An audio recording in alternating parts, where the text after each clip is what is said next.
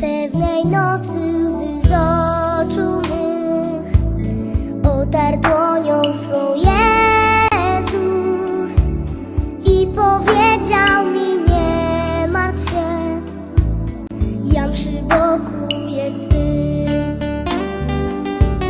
Potem spojrzał na grzeszny świat, pogrążony w ciemności, i zwracając się do mnie, pełen smutku tak rzekł: powiedz ludziom, że kocham ich, że się o nich wciąż troszczę.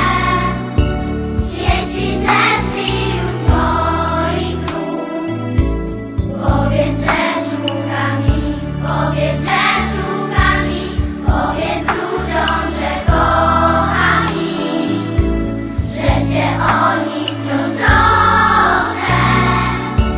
Jeśli zeszli już z moich dróg, powiedz, że szukam ich, powiedz, że szukam ich.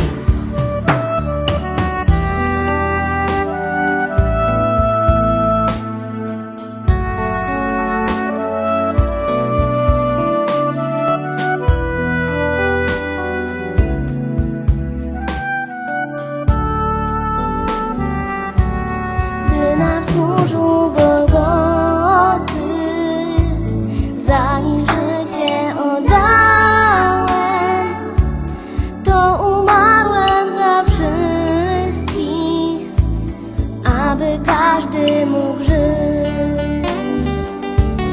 Nie zapomnę tej chwili, gdy mnie spotkał mój